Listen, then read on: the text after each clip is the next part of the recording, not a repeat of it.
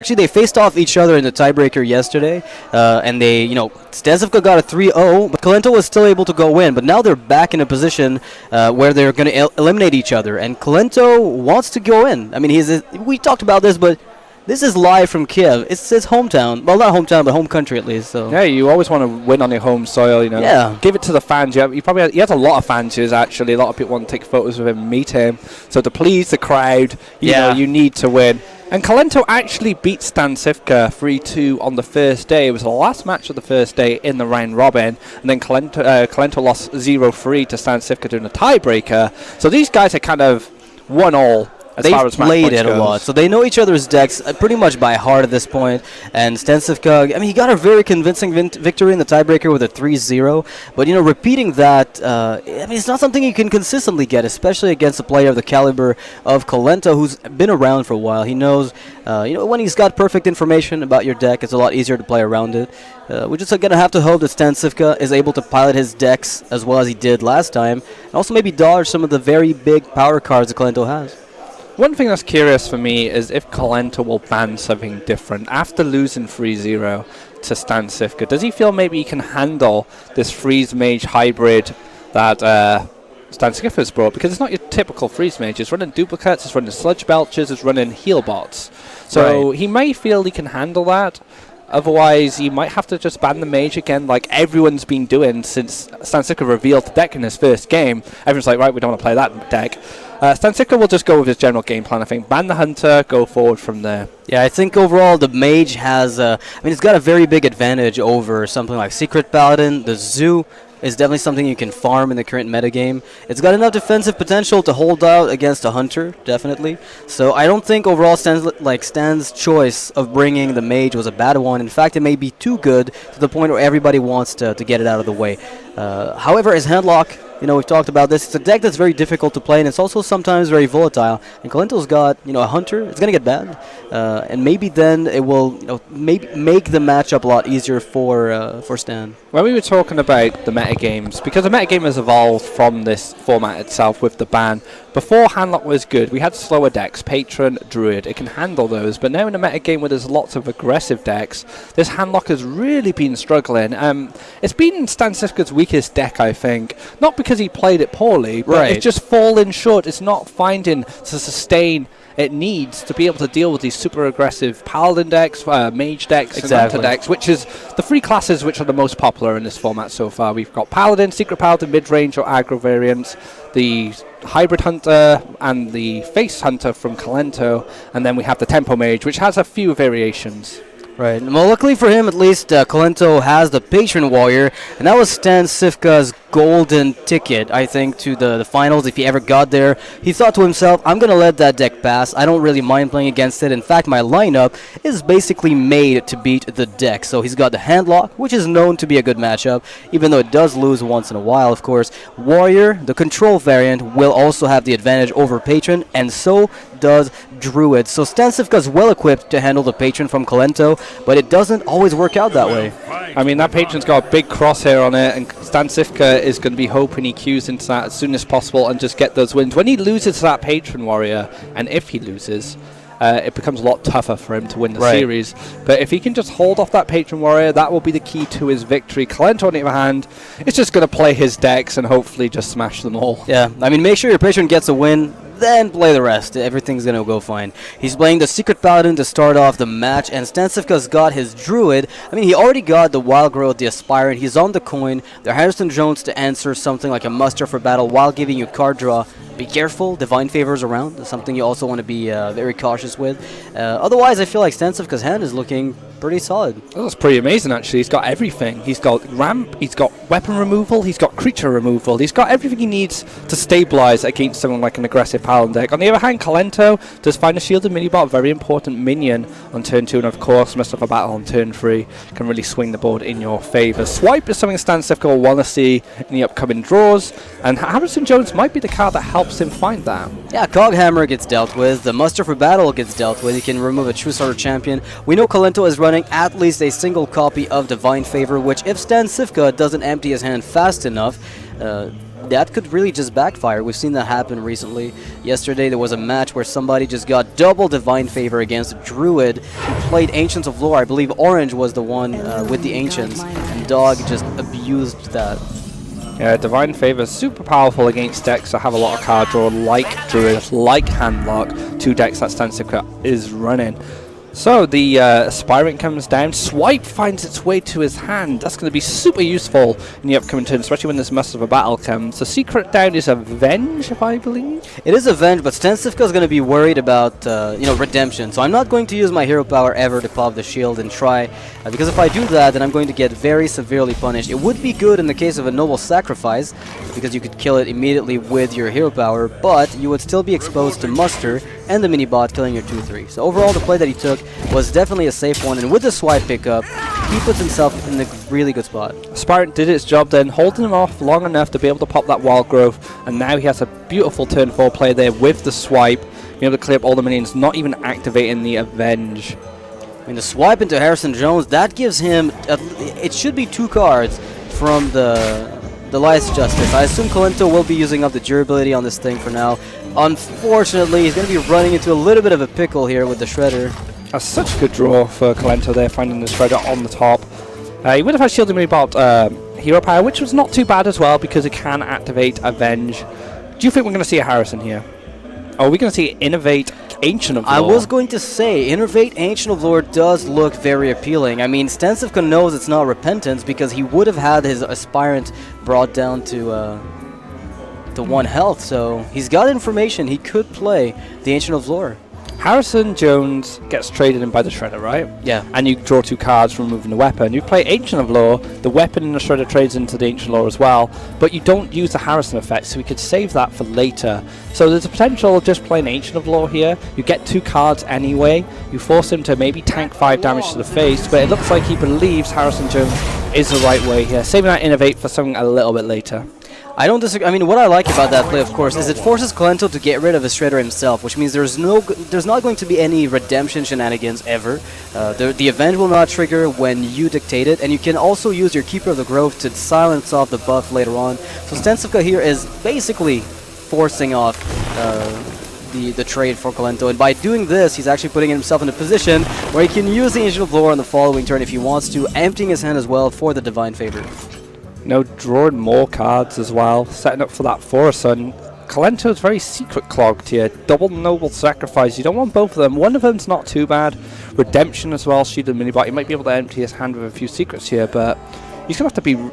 It's really tough for Kolento, actually, I think, with his hand. He hasn't found anything that dynamic so far. He definitely needs a Mysterious Challenger or a Dr. Boom coming up. I feel like all the cards he's getting are not bad in and of themselves, but the synergy is not there the way that Challenger would allow you to... You would be able to exploit a lot of small minions if you had all those secrets. Right now, StanCifka is not under a lot of pressure. There is pressure, but unless Kolento has the Challenger, it doesn't do much. Dr. Boom. So you can draw cards of Ancient of Lore, or you can slam a powerhouse like Dr. Boom down. Those boom bots will help clear up this board that Kolento's developed. And with 2 secrets just sitting in hand, he finds the Shredder. That's not too bad, but yeah, it might have been troublesome if Kolento maybe picked up another secret he didn't need.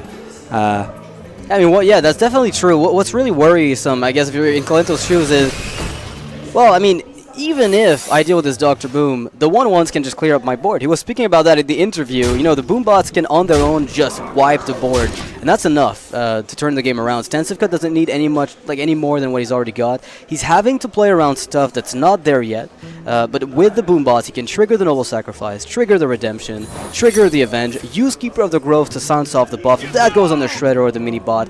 Devastating blow. So we'll see exactly what happens with those Boom bots. They can be very impactful. Oh, 1 damage on the King's Elk there. Hits the mini bot, which is a brilliant target here for this Keeper of the Grove.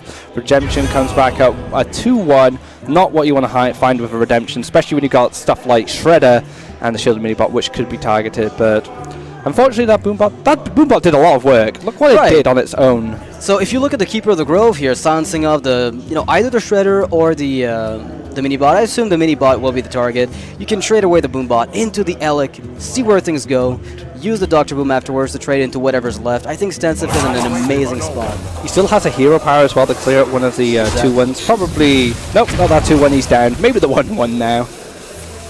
Looking I really have good. to wonder if hero powering first would not have been the better outcome, unless he just goes full phase. Yeah, killing the 1-1 first seems to me like it would have been maybe a little bit better, not by much.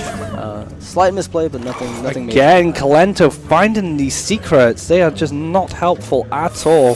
He's got 2 good targets for the redemption now, which is great, but Noble Sacrifice is going to make that redemption a lot worse. Yeah, I mean, you could have opted not to play the Noble Sacrifice, but I feel like if you want to play the 1-1, which means you're optimizing the development of the board, and you're not playing the secret that you have or the Noble Sacrifice, you're also telling StanCifka what you're holding on to, the redemption. That's not exactly something very good. So Kolento banking on Divine Favor, banking on the Mysterious Challenger to get him out of this. It's not over, but it's very difficult for him. Nothing to consider for Kolento as well, playing that Noble Sacrifice. It is combo time for StanCifka potentially, so he'd have to set up that Noble Sacrifice at least to be able to tank something. But I wouldn't have made any difference if he did have the Force of Nature Savage Roar. It's just looking really bleak for Kolento. I don't know how he's going to pull back. Is a Challenger enough at this point? I feel like if you're very aggressive, you're going to just die to the big minions that StanCifka is dropping on the board. Yeah, you can't play the trading game either because there's just too many good minions in StanCifka's hand. Horde Creeper such a withdrawer as well. Alright, so Direwolf Alpha or Flame Tongue Totem off of the Powder Shredder would give him what it takes to clear up the board, if I'm not mistaken. Enough to win the game, I'm not too sure, but it's going to give... Oh, he can at least kill everything. That is absolutely terrible. Kolento with a little smile on his face gets out of the way, gives the win to StanCifka. It's alright. So the Druid beats the Paladin, one of the worst matchups for the Druid, so StanCifka must be really happy with just getting the Druid off the table now. He doesn't need to worry about lining up into the bad matchup with Tempo Mage, or even... Oh, there's a Patron Warrior. No, he has a Patron Warrior, that's not too bad. So yeah, at least he's not having to face the Tempo Mage without Druid. And now we can queue in his Handlock or his Control Warrior. What would you like to see from him here? I think overall it doesn't really matter. As long as there's a patron left in the lineup, whatever you lose with does not matter. Right, the tiebreaker is not coming into effect at this point. You're really just trying to get the win. I guess maybe the handlock, if you want to face off against something like the Zoo, is a good play. I mean, you can definitely find a way to make it work. Looks like Control Warrior is coming back down. We've seen StanCifka do some incredible things with this Warrior. So much patience, which has paid off for him. Scaling up to 80 armor. I'm really impressed overall. If one deck has impressed me the most this Stan, it's this deck. Yeah, the Control Warrior seems to have been the most consistent one he had. I think the Double Brawl is what works very well in the metagame. As much as his handlock may not be tuned or fine-tuned against an aggressive metagame, the Warrior deck definitely is. With the Double Brawl, I mean, he was prepared to deal with Patron, which was his goal initially, and he's also helping out against something like Handlock that he thought would be there, but it's also amazing against all those board-centric decks that are coming out. It doesn't necessarily guarantee a win, but it gives him the versatility that's needed to actually fight off against those guys. You actually find some really good stuff as well. Armor Smith will be able to contest some of the 1-1, some of the lower drops. Deathspite, of course, does a lot of work against the Paladin. That whirlwind effect, clearing up like muster for battle, Haunted Creeper, Spiders. Yep. What about Kolento's hand? It doesn't look too bad either, actually. He's got a bit of a curve going on for free. He's got a Paladin Shredder if he needs to, and he can buff 2 Secret Keepers up with the Redemption on 2, saving his coin then if he needs to, and then turn free Shredder, turn free True Silver Champion if he wants. But Slam's just going to come down, dealing with his Secret Keeper. I like that from StanCifka. He knows, I just don't want to deal with anything. I'm just going to remove stuff as it comes, play super reactive, and eventually I'll get to a point where my minions are just too powerful for you to deal with. Yeah, what's interesting from Kolento as well is that by seeing the Slam, he knows there is no Fiery War Axe. And so he's like, you know, I can put Redemption down right now. There's no way, or very little chance at least, that StanCifka will kill my second Secret Keeper with the War Axe and punish me for doing so. And meanwhile, I can coin on turn 3 the Shredder, give myself a good Redemption target, maybe scare StanCifka into playing around Avenge, and then things will get a little interesting there because based on what StanCifka thinks is there, whatever he kills will be different. So Armor Smith here will be able to challenge a Noble Sacrifice if one is down. And of course, StanCifka doesn't know what secrets here. Kolento now has the coin available to him, so he could True Silver Champion, he could kill this Armor Smith if he feels it's enough of a threat, or he could just develop his Paladin Shredder. So there's maybe a good argument for playing the True Silver here just to remove the Armor Smith. The reasoning is, if you play, if there's a Death Spy that comes out on 4, we know there's no Fiery War Axe, so maybe that's the only weapon that Stan found. Then the Shredder coming out after the Axe will mean that the Death Rattle will trigger after the AoE, and thus you will maybe get to keep the 2-drop that comes out of it. So maybe Kolento is considering this. It also lets him deal with the Armor Smith right now, denying StanCifka the ability to check for Noble Sacrifice with the 1-4, and maybe scaring StanCifka into thinking that it is in fact a Noble Sac. And the True Silver Champion also gives him the weapon for the following turn as well, so it's set up ready in case anything else comes down, which the weapon can deal with. And the Shredder can might be able to be protected by the True Silver Champion, whereas this Secret Keeper, even if it gets removed, at least he's got something coming up. Yeah, I mean, if the Secret Keeper dies here, right, if StanCifka goes for the Death's Bite, kills it, it's on 1 health. It's not amazing, let's just be honest here, it's not going to be something that you like, but at least you get to play your Paladin Shredder, and it won't die to the AoE. Sure, the Secret Keeper is dead here to the AoE from the Death's Bite, but I think overall it's perfectly fine. There is a Divine Favor, so Kolento, I haven't seen Kolento draw that card a lot in his games. Yeah, he only runs the 1, I believe. Whereas Dog was running 2, like you said, so he had more chance of obviously drawing it. So Shredder comes down, going to get cleared up by this Death's Bite. Let's see what it brings out. A Fallen Hero, I guess those are... I mean, you can I guess you can throw the 1-1s at the enemy's face, right? You just catapult them over. Does that mean if the 1-1 attacks, it does 2 damage? That would be amazing, but no, unfortunately, that's not what it does. I'd like to see that, though. You know, just like a catapult. It is actually on the map. You just put those guys in the bottom right corner, launch them, 2 damage to the face. I'm down. A 3-2 is a good body, though, so at least he gets something half decent. He could have got a Captain's Parrot, which would have been a lot worse. Yeah, it's a bit more aggression than what he might have anticipated. And now Kolento, though, does get the opportunity to play the Juggler if he wants to. Juggler, Divine Favor draws him a substantial amount of cards. He's going to be getting 3 cards from this. He could also just go for Juggler, Redemption, Hero Power, right? That fills up the board a lot, right? In the case of a Brawl, whatever was on the board first will come back to life. In this case, the 3-2 would be what comes back. And if a 3-2 comes back as a 3-1, I think you're overall fairly happy with this, and there's a chance it lives, and then the Juggler comes back.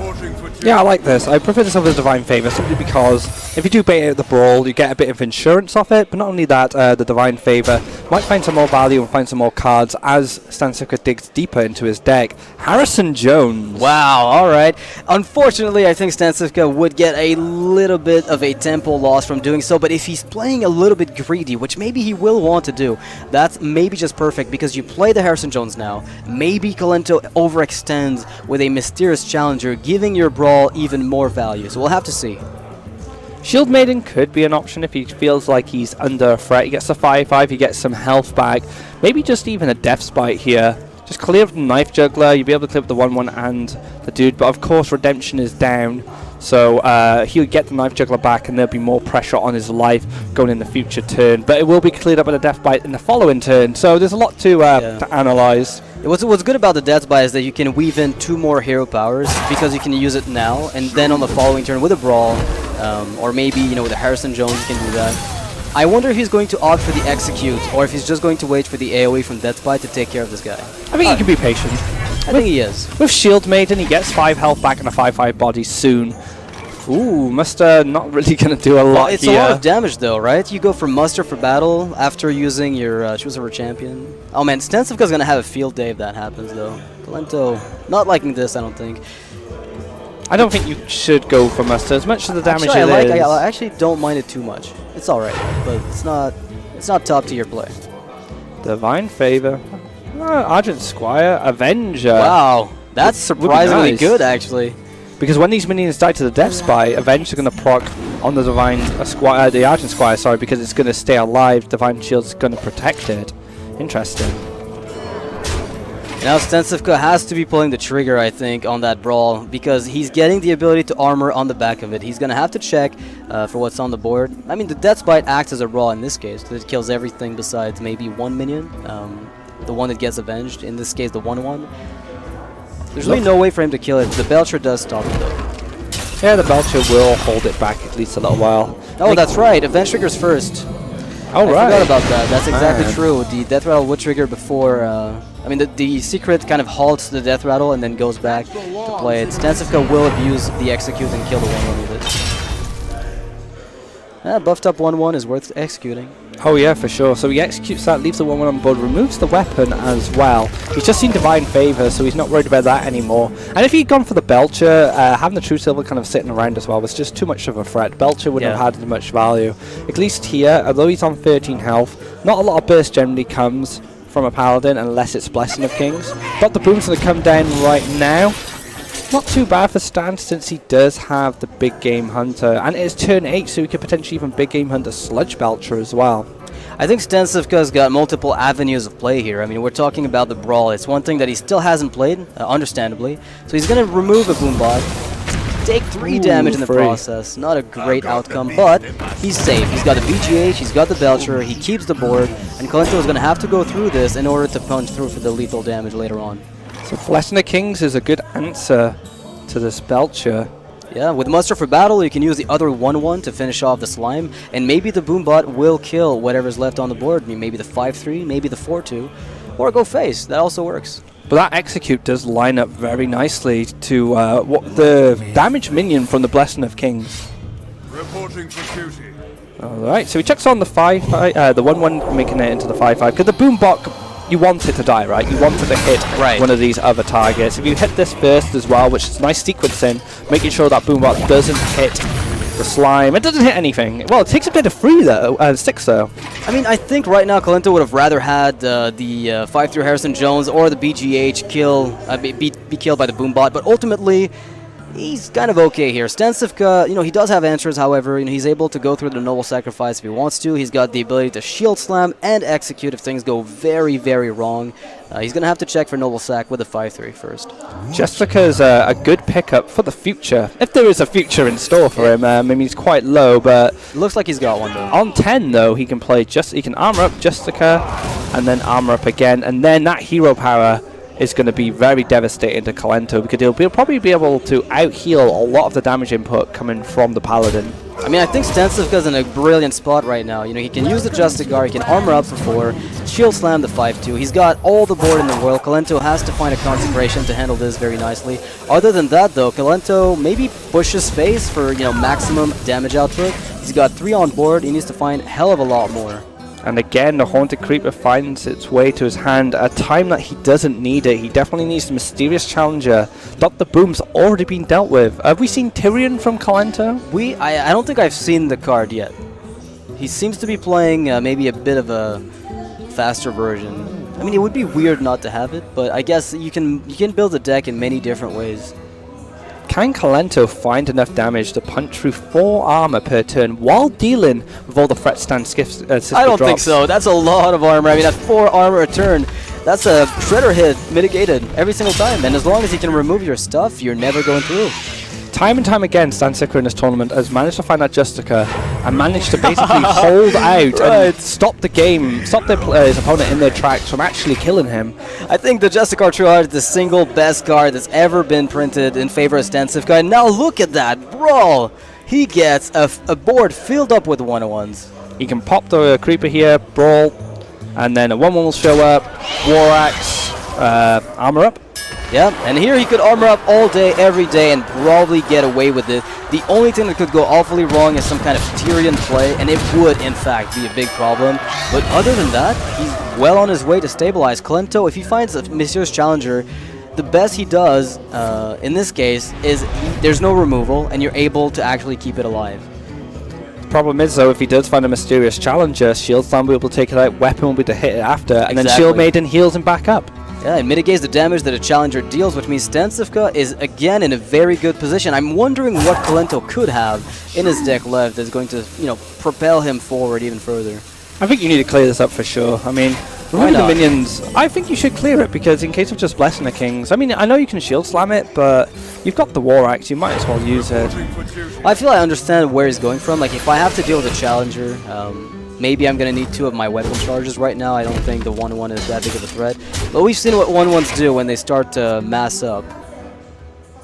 Oh, pain. Well, that's a very good curve. Now let's just hope there's no Zap-O-Matic here. He's going to have to use his Shield Slam on a 2-drop, and he doesn't want to, I'm pretty sure. Alright, so can Kolento find something Stealth worth Minion, Facial Assassin. Oh, wow. That does nothing. That actually doesn't interact with the Paladin well at all. Clearing his own. Do you want to play Blessing of Kings? I think not. Now he needs to analyze if he does need to remove it. It's the 3 damage. I mean, he's got 6 damage per turn at the moment with what he currently has. Develops a Shield Maiden and Armor Up. I mean, then Kolento has to deal with a 5/5, so he may be able to keep a hold of this weapon and we find a better target for it. Yeah, I think StanCifka's in a great spot. If he plays I was going to say the Acolyte of Pain without Shield Maiden, he gets himself even more card draw. Just because those 1/1s, unless they get buffed, will be able to feed him like all the cards he wants. Kolento's got no choice but to go in and hope that nothing wrong happens. There is a Baron Geddon in StanCifka's deck as well. Not something you want to see if you're Kolento. 2 cards a turn for StanCifka at the moment with the Acolyte of Pain. Interact with these 1/1s so well. Let's see what he finds first. Big Game Hunter, so that's an answer to a Mysterious Challenger when it shows up if the board is clear. Second, an Armor Smith as well, more health, and another minion that deals with 1/1s very efficiently. Yeah, Justicar Trueheart, really we haven't spoken about it too much, but it's been it's kind of the unsung hero of StanCifka's Warrior, because every single time he's found it, that's what allowed him to play the game very slowly and very patiently, whereas without Justicar, I feel like a lot of those games might have gone differently. He might have felt less safe over a long period of time, maybe had to play more, you know, go all in faster with some of those brawls, but with Justicar, you can sit back, relax, and not have to worry too much. And StanCifka likes playing these slow games, so this just plays into his playstyle really nicely. You know, getting all this... what does Kolento do here? I mean, you play stuff, you and play just a hope bench, for the best. and you play more stuff. Make dudes. That's about it. He has to clear the Acolyte of Pain now, giving him more armor, giving him 1 more card draw. Brawl! Another answer!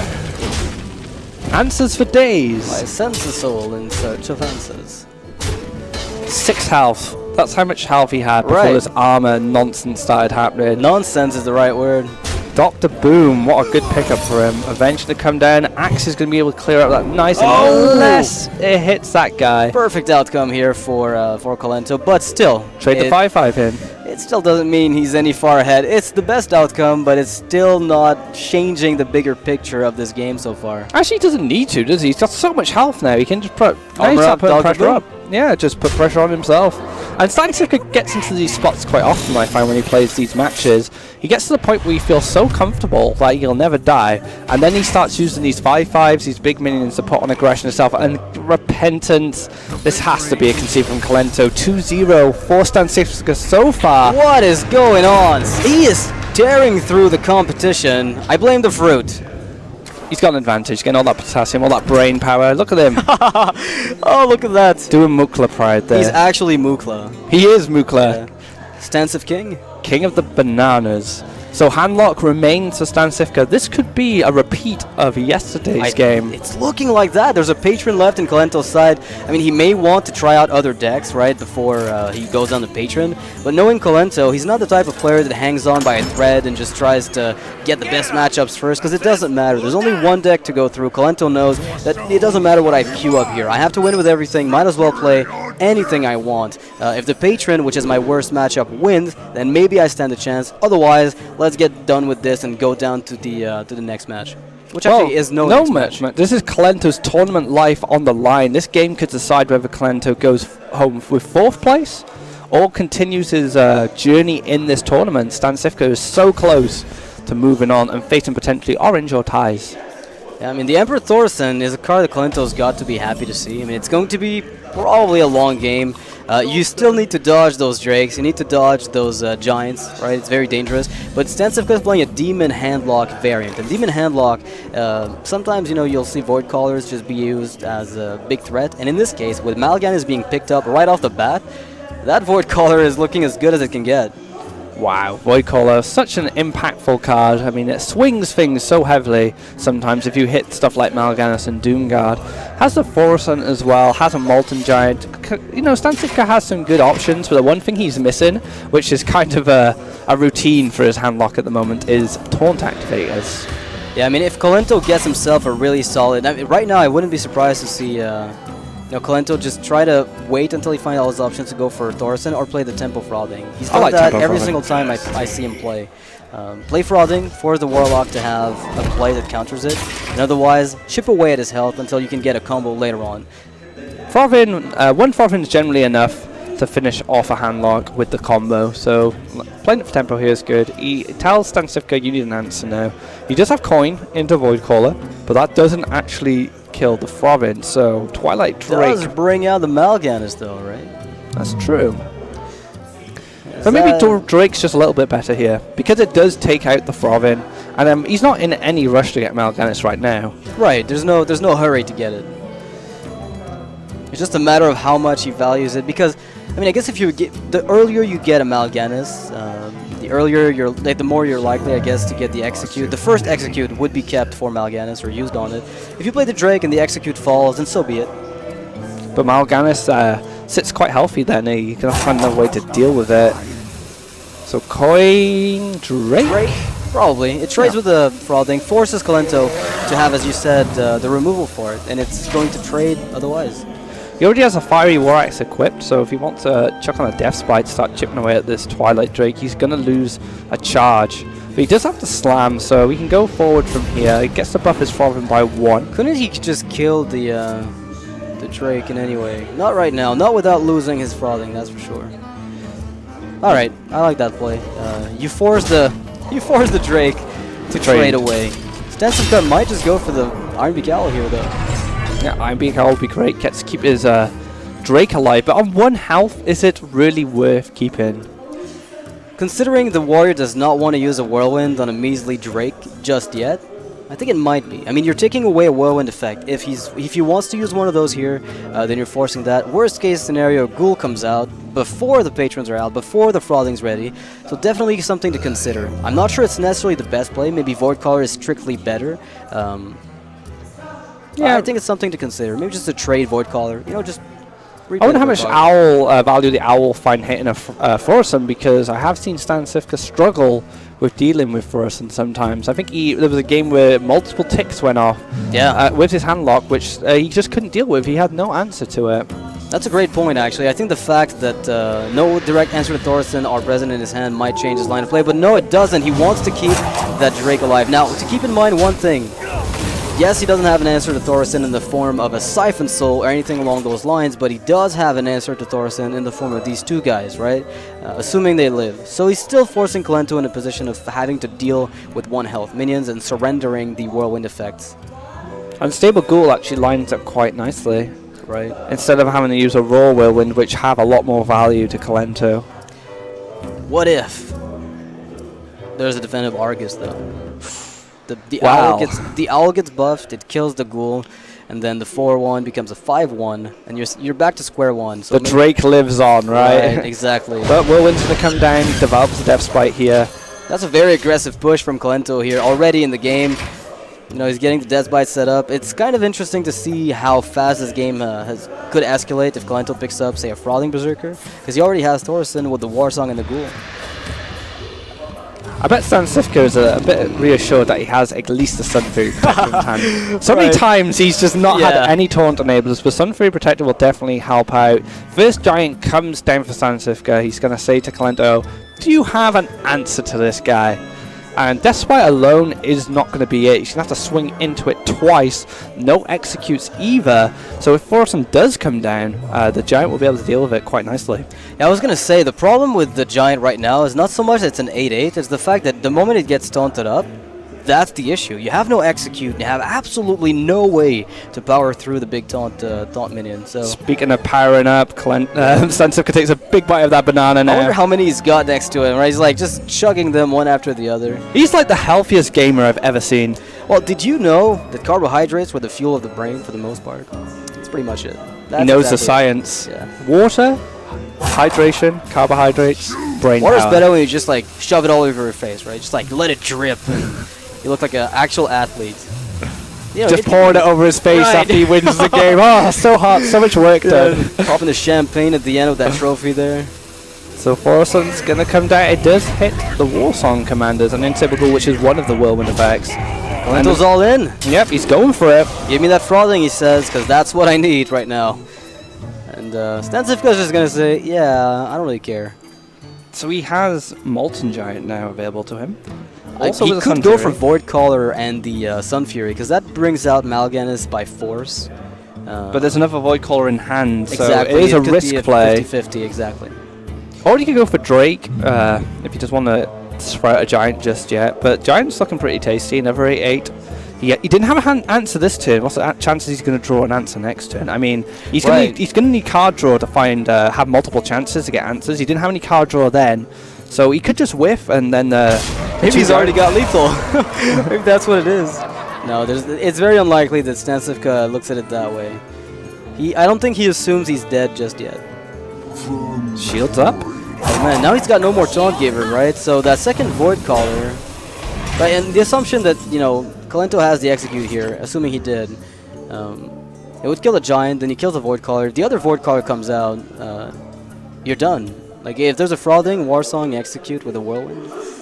This is kind of a high-risk, high-reward play, because if he gets Mal'Ganis, it might just lock Kolento out, because he's just whiffing on his draws at the moment. But if Kolento finds another Void Caller with no more Taunt Givers, he might just have what he needs if he finds just a Frothing to push through and win the game. Very tricky spot. Kolento might have to just go for Warsong Commander Unstable Ghoul to finish off the Giant there, and then kill the Void Caller with his weapon. Or maybe just let it slam, like let the 2-2 slam itself into the Warsong. Use the Death Bite as a Whirlwind effect. It's the only one you've got anymore, and you're still looking to get the second Frothing to power through.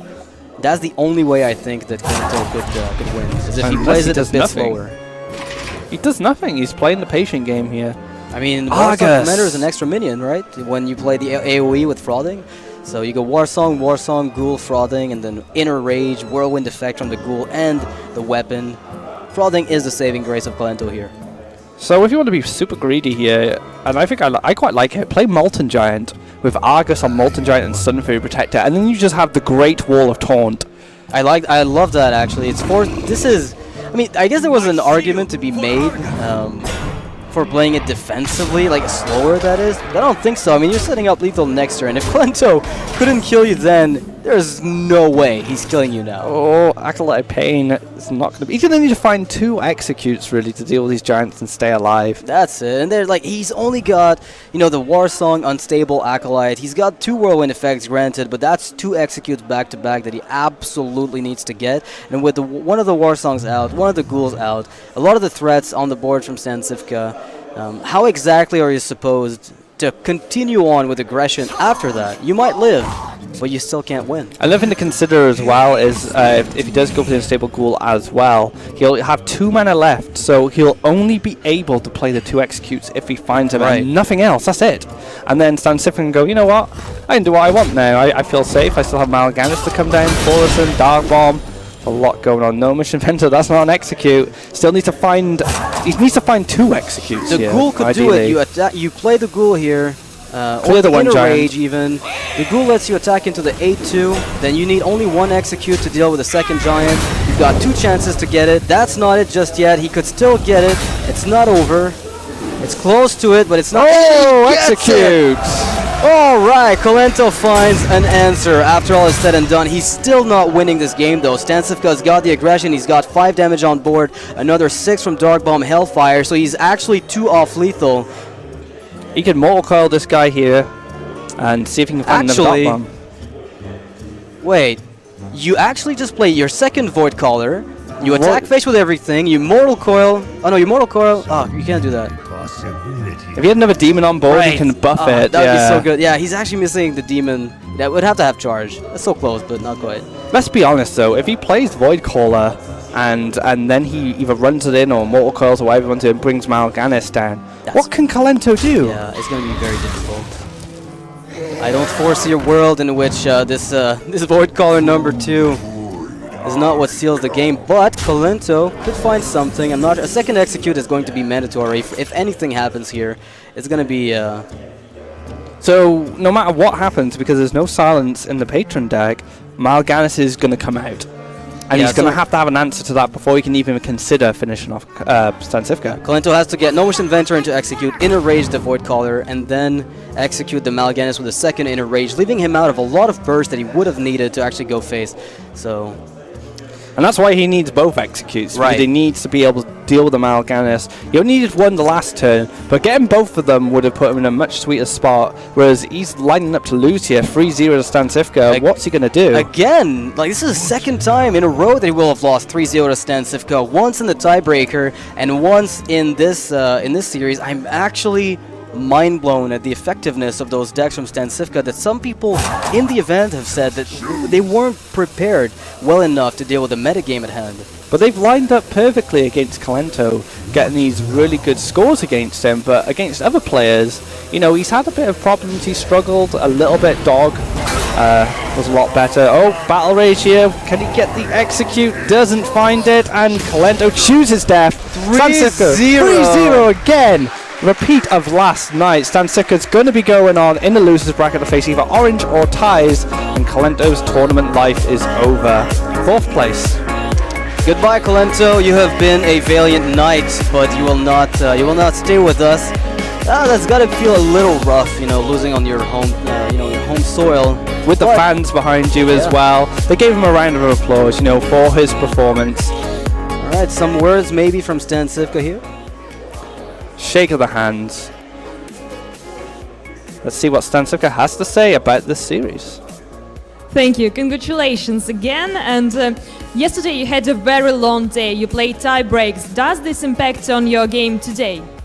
Well, we are professional players, so we kind of used to play a lot of games per day. So I got a well rest, so I'm pretty ready to be today, like to compete like even longer if it's necessary. Okay, and did you expect to be in the loser bracket? Well, my matchup against Orange wasn't that great, and he drew very well in his game, so there wasn't much I could do about it. So he just played very strongly, and I was kind of like, you know, I had to adapt to be in loser bracket, and this is why like loser go home. So I had to really focus in this game, but I put my best effort into it. I'm pretty happy that I made it through. Congratulations again, and good luck in your future matches. And now we go back to our casters. So one thing to say too is that StanCifka lost every single match that he played against the 3 players right now left in the finals. You know, Orange, Thijs, and Kolento. He lost to in the first, before the tiebreaker happened. He lost to all of them, and his lineup against Orange, as he said, is going to be a little rough. Maybe he's hoping that Orange can knock out Thijs, and then Thijs is moved down. But either way, he's going to have to face off against both of them.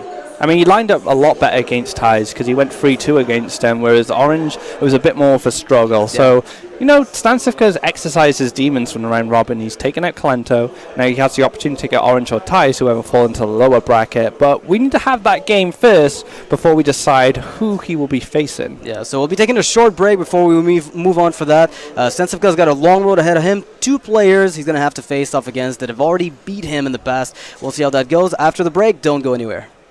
So I was playing Street Fighter competitively for a few years, and I was looking for something else to play, and I found Hearthstone. I saw the beta and I got involved in that, and I played Yu-Gi-Oh! And Magic in my youth. So it just kind of fit really naturally for me playing a card game because I played it when I was younger. In the UK, I did pretty well in one of our big lands, but outside of the UK, not so well known, I guess. I started doing video content, so casting became something a bit natural to me, and I really enjoyed it. And I got given some good opportunities by players I know and organisers, and that kind of led me to where I am today. In ranked games, I only have about 5,000 played. I usually get Legend, but sometimes I can be a little bit lazy, and I get distracted by other games. But Arena, I'm not a big Arena player. I wasn't a big fan of Draft in Magic and Yu-Gi-Oh! Or Sealed. I like Constructed. I like being able to make my own decks. I like to be able to predict a metagame and be able to play around that.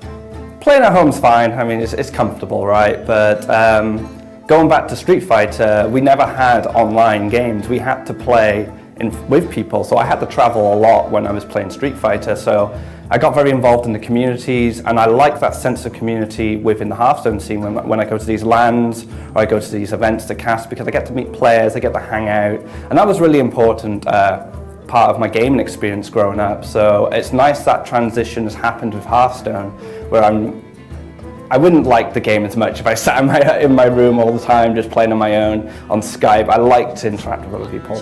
The Hearthstone community is awesome. Everyone's super friendly. Everyone's really humble as well. Even though they're competitive, there's no kind of aggression, which I've seen in other games from watching videos and watching the scenes. Very much like the Street Fighter scene and the fighting game community. It feels like a family, and they're very similar. So I think that's why it's very easy for me to be involved in the Hearthstone scene, because of that similarity and that experience I've had in the